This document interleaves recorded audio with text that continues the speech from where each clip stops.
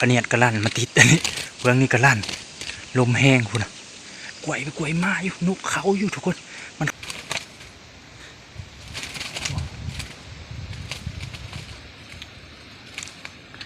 โอ้หอนมันกล่องแท้ทุกคน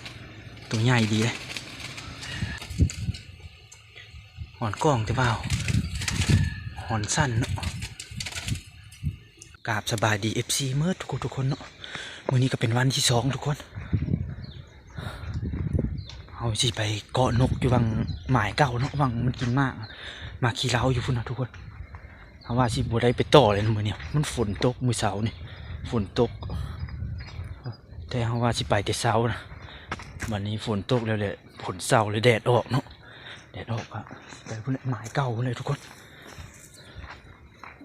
ไปลุ้นไปเบิ่งน้ำกันเมื่อวานก็เก็บ2 แต้ม ไปเบิ่งมื้อนี้ว่าสิได้จักแต้มบ่นกมันยังสิมาบ่ทุกคนเอาก็ตอนนี้ก็18 โมงเลยทุกคนเลยเอาก็มาเอาสวยนิดนึงแย่พุ่นเลยแต่มันมีพัดลมเนี่ยทุกคนเลยเมื่อวานก็เกาะนกก็ตอนแรงๆเนาะตอนสวยลมตีอยู่ทุกคนโอ้มีทุกคนอยู่พี่ก็ยังได้ยินทุกคนมันฮ้องอยู่กลัวมากวันนี้ก็พาหลานทรายมาทุกคนเลยนี่พาหลานทรายมาหลานทรายมีทุกคนยินเสียงฮ้องแล้วเอาจีเกาะกกเก่าอันเบิ่งไปก็เกาะกกเก่าเลยทุกคนเมื่อวานนี้เขาลองย่างมาทางนี้ทุกคนทางห้องน้ำนี่น้ำแห้งแล้วทุกคนน้ำแห้งแล้วตอนเขาไปต่ออยู่พุ่นโอ้มิงวันรู้ป่ะติ่มหลังเลยทุกคนมิงวันโอ้บอลต่อนกได้สมไพ่ตัวนั้นเลยทุกคนเครื่องเป็นนี่แหละมันมีกุกมากอยู่เนาะเมื่อกี้ยินเสียงฮ้องอยู่เด็เปรี้ยวอยู่ตรงพี่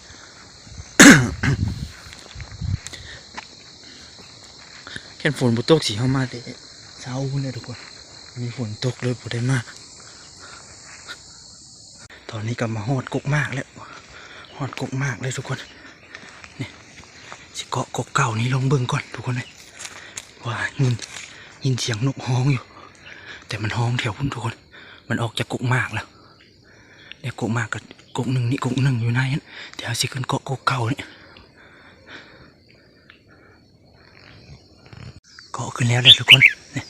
ฮ้องนกแว่นตาเข้ามาเลยที่เข้ามาเลยเมื่อกี้ยินฮ้องเดี๋ยวเทิงไปเขาจะเข้าไปนั่งรีอยู่ในนี้เอาเสื้อมาไม่ใช่เสื้อนะไปป้ายังอยู่นอกจะเข้าไปนี่นั่งจอบอยู่ในนี้เนาะไป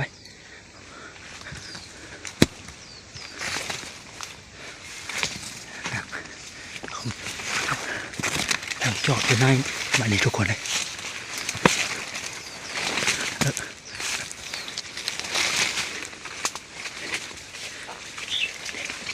เข้ามาไหมสิมานั่งจอบไปเลยก่อน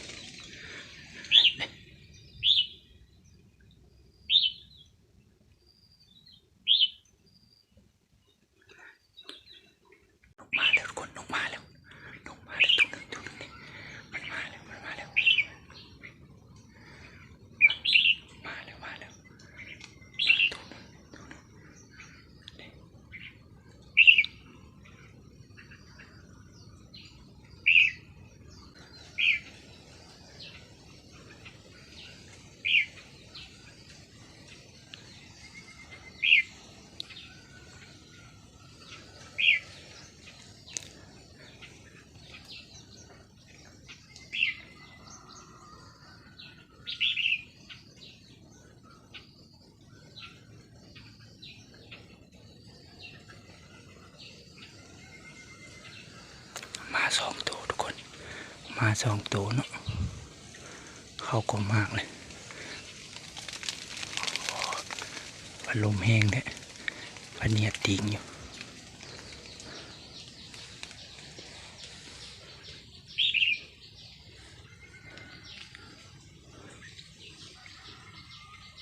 มา2 ตัวทุกคน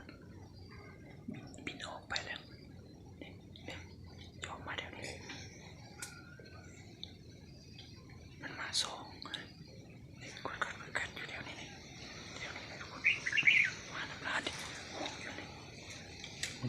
ต้นมากเลยมันเข้าต้นมากมันออกอีก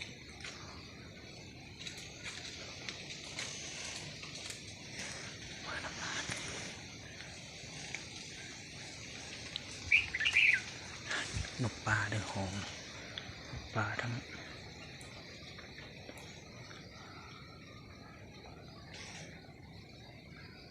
โอ้ยอมตูนทุกคน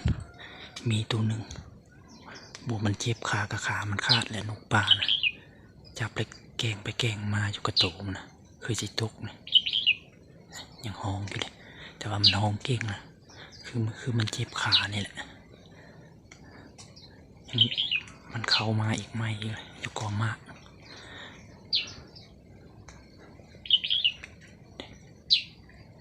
ทุกคนเข้ามาอีกแล้ว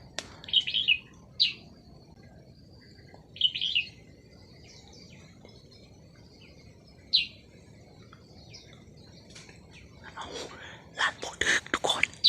มันลงเหยียบแล้วลั่นโบดึกทุกคนมันลงเหยียบข้างนึงโคตรเสียดายเลยพอได้ทุกคนมันออกทันมันเหยียบค้างพวกนี้ทุกคนลั่นเลยมันออกทันโอ้โคตรเสียดายเลยยังแต่ค้างเดียวทุกคน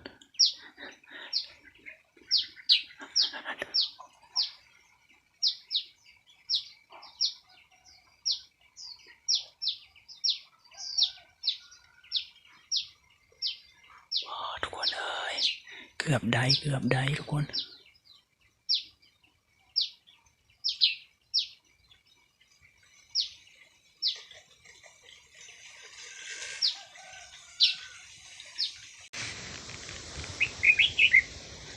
บทุกคนเสียง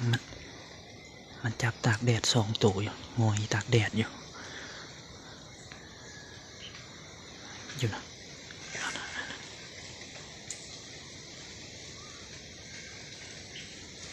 ปิดไปเลยโอ้แววหมดเลยพันเนียนเอากับโอ้ยทุกคนมันตูนใส่เลยนะลั่นไว้พวกมันพอแต่มันจับเลยก็ลั่นมันเลยบินออกทันนะเมื่อกี้นะนั่งอยู่ใกล้ๆมันนี่นกต่อกกมากกันอยู่หันทุกคนเลยเสียดายกันนะพลาด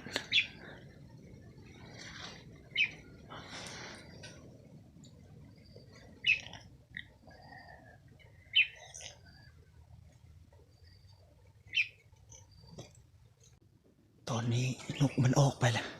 นั่งหลายจนขามึนทุกคนย่างบดให้ว่าสิไปหางพะเนียดแล้วนะงึดโตลงด้านพับออกปุ๊บนกอะพุ่นออกไปห้องอยู่พุ่นเลยเมื่อกี้เขามา2-3 รอบแต่ว่าตัวบาดเดียวเลยทุกคนยังเห็นที่2 ตัวหนึ่งขามันจะเป็นอย่างบัวขาเจ็บกับขาขาดแหละเบิ่งมันจับกุ๊กไม้นะจับกุ๊กไม้เงี่ยงไปเงี่ยงมาอยู่ตัวมันคือสีตกนี่นะตอนนี้ออกไปห้องอยู่เลยตอนนี้ก็ยืนอยู่ทุกคนเลยยืนให้ขาเศร้ามึนก่อนจึงออกไปหางพะเนียดเอามันลานค้างหนึ่งนะก่อเมื่อวานทำมาสิขึ้นต่อนะขึ้นไปเลยมีหางหมดส่ง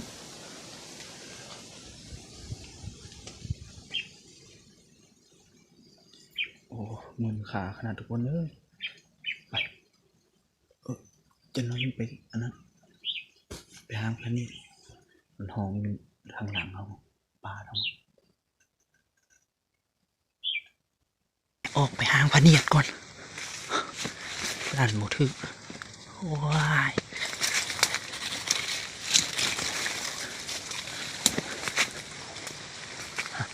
เห็นบอกทุกคนค้างนี่ลั่นอยู่นี่ค้างเลยลั่นเนาะ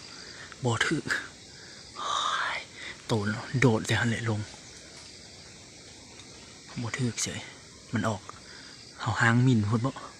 ออกทันหางขึ้นแหละทุกคนมาหางเลยเนาะนี่แหละมันบอลมันมาจับนะทุกคนจับอยู่นอกนี่ทุกคนมันตากแดดนะซ้อมขนตากแดดอยู่แถวนี้ตอนนี้จักไปใส่แล้วเข้าไปแถวในคุณนี่ห้องอยู่คุณไปเขาไปลีคือเก่าทุกคนเลยไปมดเขาลีเขานั่งจอบทุกคนเขาไม่ได้จอบอยู่ไกลเลยเขาไปไหมขาจนมึนทุกคน หนังจอบอยู่กะ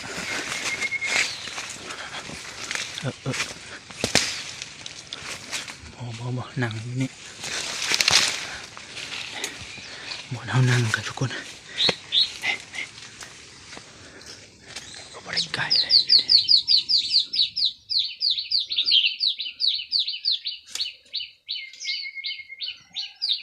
นกน้อยนกยังกระเต็มทุกคนเลยมีกับดักมาวางใส่เดียวนี้ทุกคนนกบักหลายๆนะ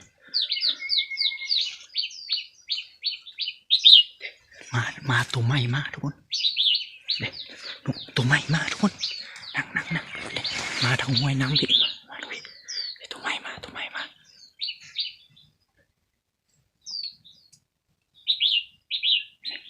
กตัวห้องอ้อยมันอยู่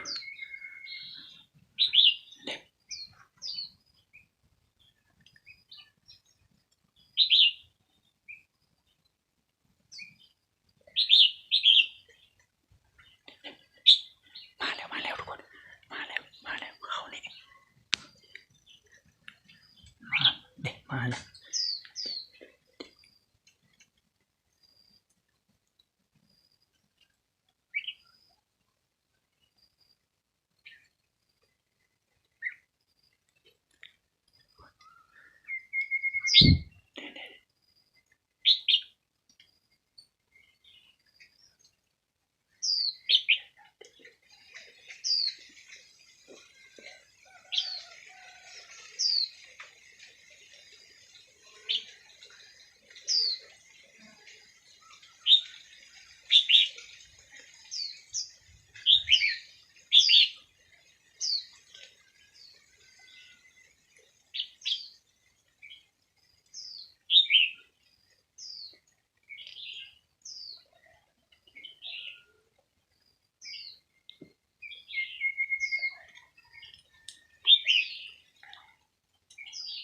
หลานอยากเมื่อออกไปพุ่นแล้วทางอยู่พุ่น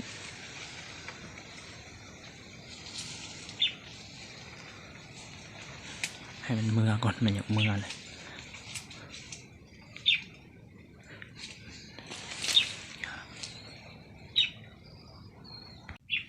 หลานเอาออกเมื่อเลยทุกคนบ่งบรรยากาศเขาเลย2 ตัวนะตัวนึงมาจากไปใส่บุหูเลยเห็นบินเข้ากอนี่บาทเดียวนะจากไปทางใดเลยทุกคนเอานางจากยังแก็บหน่อยก่อนทุกคนเข็นบุถือเลยจริงเขาก็จึงขึ้นเมื่อเฮือนเพราะว่าพัดลมมันตีงพวกนักพเนียดนะพัดลมแห้งอยู่เหมือนพเนียดกวยอยู่มาเขามาหอดนี่นกนะเขามาตุ้นมากแล้วเขามาแล้วมาหอดแถวนี้แล้วออกไปตอนนี้ก็ห้องอยู่ทางหลังเลย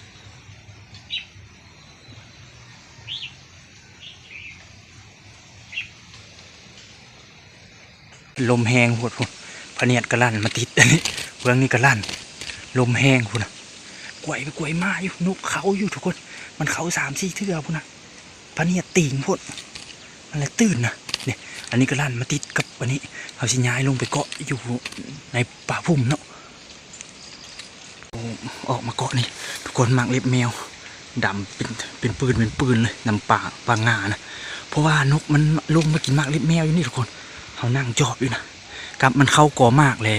พะเนียดกวยพวกทุกคนพะลมแห้งมือนี้นะมองดูสังเกตมองลมแห้งแหละพะเนียดกวยแหละนกมันนั่นนะแต่มันโตลงบ้านหนึ่งโตลงพะเนียดงวบมันบดทันทุกคนเลยเขาก็เลยย้ายลงมาปะไปลุ่มนี่เนาะทุกคนบนต่ำเลยนกมันอยู่แถวเลยมี3 ตัวทุกคน3 ตัวมื้อวานนี่แหละตามเขาเบิ่งก็เพราะว่ามันมี5 ตัวเนาะเขาต่อได้2ก็ยังเหลือ3ตอนนี้ย้ายมันแหละไปทุกคนออกก่อนทุกคนเลยเขากะสิขึ้นเมื่อเฮือนก่อนเนาะทุกคนหลังจากเขาเกาะไว้เนี่ยมันเนี่ยเกาะไว้นี้มันเลยลั่นต่ำเนาะต่ำกกไม้นกมันเผาใช่ไหมมันตื่นแล้วจักหนีไปใส่เลยเขาเลยย้ายลงไปใส่บนไม้ใช่ไหมไปเกาะบนไม้ทุกคน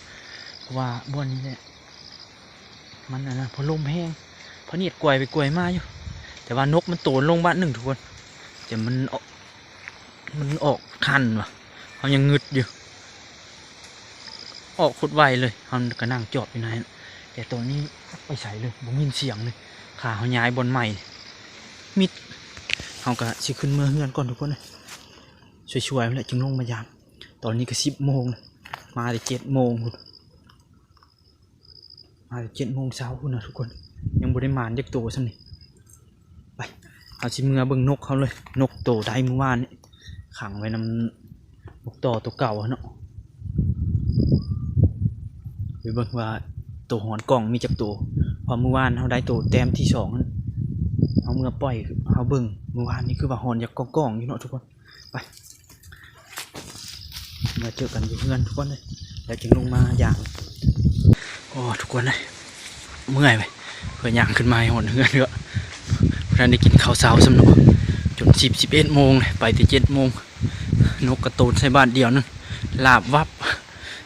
ถ้าลุนเบื้องต้นสวยประมาณ1 โมง 2 โมงจึงลงไปยามเนาะทุกคนเนาะมาเบิ่งนกก่อนทุกคนเขาสิเบิ่งตัวนกไม้เขานะหอนกล่องบอกคือว่าเขามาปะไว้มีตัวหนึ่งโอ้ทุกคนกล่องแท้ทุกคนตัวเขาได้เมื่อวานนี่ตัวใหญ่ทุกคนตัวใหญ่งามทุกคนเลย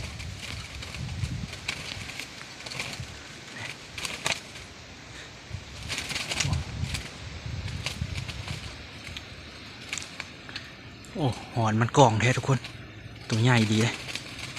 แต่ว่าแห่นะทุกคนเห็นอะไรหาไปได้ไหมนกขนาดนกโตอยู่โดนเลยยังแห่เลย3 โตไว้รวมเดี๋ยวจะกินหัวอาหารหรือยัง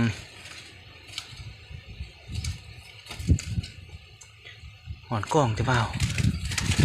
หอนสั้นเนาะหอนหรือว่าจุกมันเลยทุกคนเขาเอิ้นหอนเนี่ยทางเขาเอิ้นนกหอนส่วนหลายนะนกหอนจุกก้นขี้แดงนะ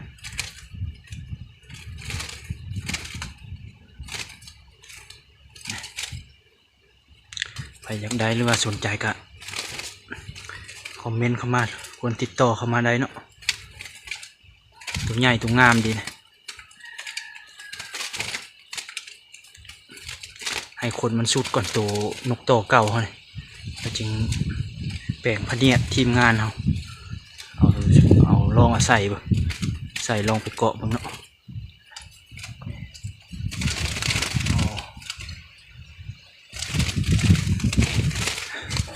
นี่ตัวนี้สีกล่องของแท้เลยทุกคนเอ้ย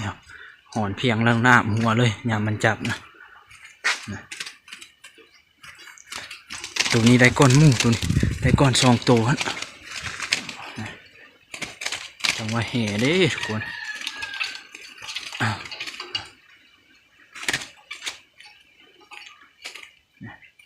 เลี้ยงไว้ขึ้นมาเมื่อกี้ก็ยินเสียงมันห้องเสียเดียวอยู่เอาทุกคนเอากะสิบป่อนกินข้าวก่อนแล้วจึงลงไปลุ้นน้ำกันเนาะว่าสีมานจากแต้มบ่มือนี่ไปทุกคนตอนนี้กับฝนฝอยลงมาเลยทุกคนเลยฝนฝอยลงมาเลยเอาบนท้องฟ้าทั้งคุณฝนมันลงมาเลยนะสิไปเบิ่งพะเนียดเอาไปลุ้นเบิ่งน้ำกันทุกคนนกมันสิมาบ่ประมาณนกเห็น3 ตัวมีเสานี่ก็ลงมาลงแห้งเลย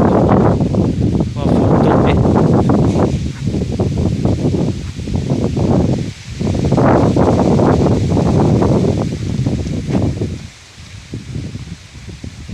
ไปเบิ่งกับไปกู้ออกมาเลยทุกคน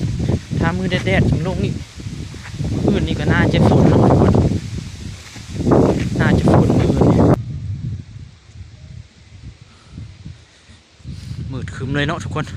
ท้องฟ้าเพราะว่าสิบุไปต่อเลยมือเช้าเลยแต่ว่าเห็นแดดออกนะแดดออกก็เลยอดใจบุไหวเนาะทุกคนเนาะคนมันเคยไปต่อนกเลยเด้อากาศดีตอนใดก็ยักไปแหละแต่ว่าตอนนี้ฝนยุ่ยลงมาเลยตอนนี้ฝนบังเอาต่อนกนะ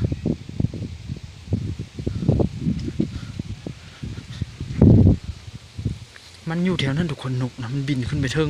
แถวเทิงพวกก็ยังมีกอมากขึ้นไปเทิงพวกเลยเฮือนมันมีปลาเหล่าน้อยๆ เหล่าออมแถวนั้น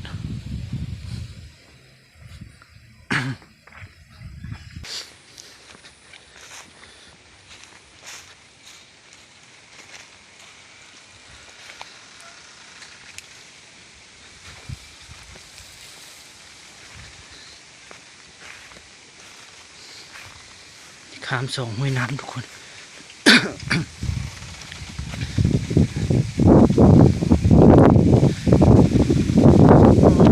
ลงเลย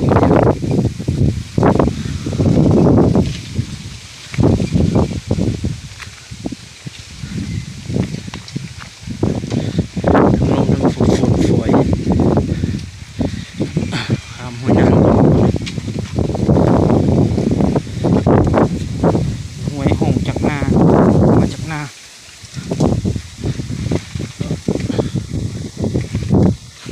เงียบกริบยินที่เสียงลมพัดไหมทุกคนเห็นแต่นกน้อยนะตัวเงียบอยู่เป็นอะไรกับมองว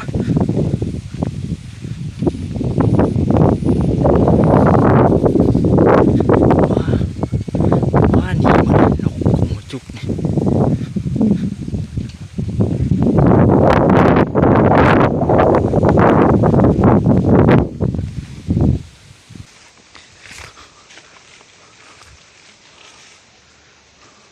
มองนี้นกเทียงโทนเขามาหมดในนะ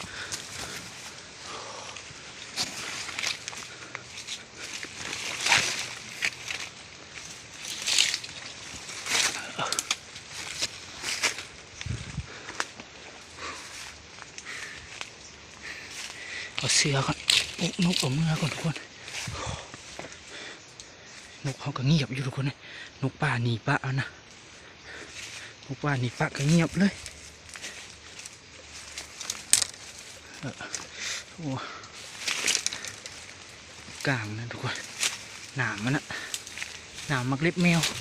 เกาะเป็นเกาะทุกคนเลยนกกับบัวมาซ้ำทุกคนเลยเนี่ยนกตัวเขากันนกตัวก็ยังอยู่วิสามันมาจับนี่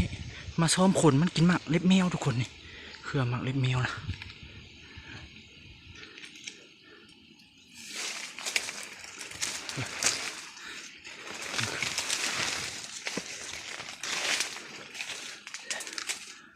ป่าเครือหมากเล็บแมวอยู่พุ่นเป็นลายแต่มันบังนี่ก็เครือมันหมากมันเขาเห็นมันมาจับแถวนี้เขาเคี่ยวมันเฮ็ดยังมาแล้วมาเบิ่งเนาะนี่กินหมากเล็บแมวเนี่ยทุกคนหมากเล็บแมวนะนี่จะเห็นอยู่บ่กล่องนี่มันมืดมัวอยู่เนาะอยู่หันกระแมนเต็มเลยนกเขาก็เปลี่ยนบนเกาะเขาก็มาเกาะอยู่นี่นะเอาโอเคเนาะทุกคนคลิปนี้ก็ว่าพูดเลยเขาว่าชิมาตอน2 โมงแต่ว่าฝนยุ่ยเลยได้มาก่อนเวลามา1 โมงก็พูดเลยให้มันแดดเราจึงลงมาเกาะอีกทุกคนถ้าเบิ่งมืออื่นแคนแดดก็ได้ลงมาเกาะเห็นบุแดดก็บุได้ลงมาทุกคนเอาฝาก FC ทุกคนเด้อกดไลค์กดแชร์แน่นอนทุกคนก็ยังมี3 ตัว 4 ตัวนกอยู่เฮือนนกต่อได้ไหม3 ตัวสนใจก็คอมเมนต์ใต้คลิปได้เนาะทุกคนเนาะเจอกันคลิปหน้า